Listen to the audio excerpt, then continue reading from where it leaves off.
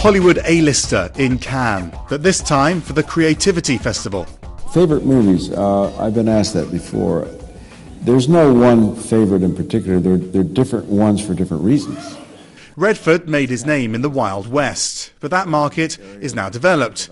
Now it's all about the Wild East. One of the phrases I kept talking about in the agency is that we need to break down the Anglo-Saxon mafia. Even though I come from New York and early on in my career loved the work coming out of London, my observation 4 or 5 years ago was that was all changing and the world was becoming flatter, and that the level of talent in all the emerging markets far surpassed what people even realized. And now I think when you look at Cannes, even this year, you see evidence of that on an ongoing basis.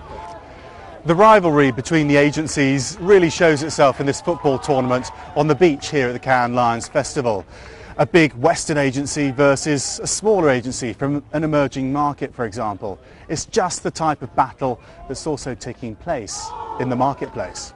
There is going to be a big fight, if you like, between kind of the Western brands who want to establish their premium and positioning and cachet of European style or whatever the positioning might be, and the Chinese brands that look at it and go, you know what, we can do that too.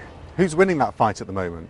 The local brands or the big international Western brands? In India, I would say the local brands. In China, I would say the Western brands. Look at what Louis Vuitton or LVMH is doing in China. I mean, 30–40% of their profit now comes just from China. The creative business is all about people. Talent is pretty much the only asset in the business, and that's what the real fight's over.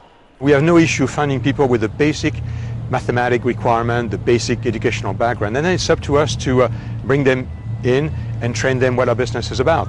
But there's a lot of competition and a lot of churning, I would say. 50% of our workforce, it's sometimes more, churns and goes to the competition. We are one of the big actors in those markets, so we are the obvious place to recruit.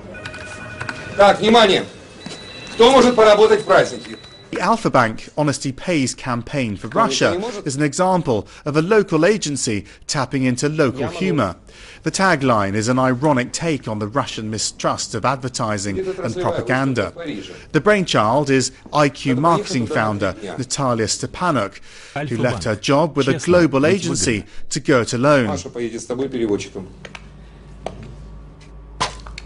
It was a very romantic time when Russian market started to boom, internet started to raise up to extreme, when mobile operators started to change the landscape of media.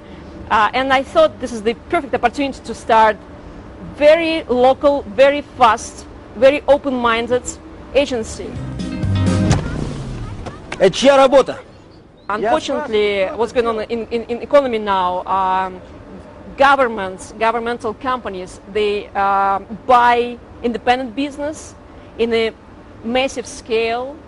I think it's going to slow down development. It's going to slow down competition. And I feel it as an independent agency because my role, my mission to support independent business. And unfortunately, the development of this independent business is slowed down by the basically governmental politics. Things are pretty relaxed here at Cannes, time out from a fiercely competitive business, now firing all its top talent at those emerging markets. Max Foster, CNN Cannes.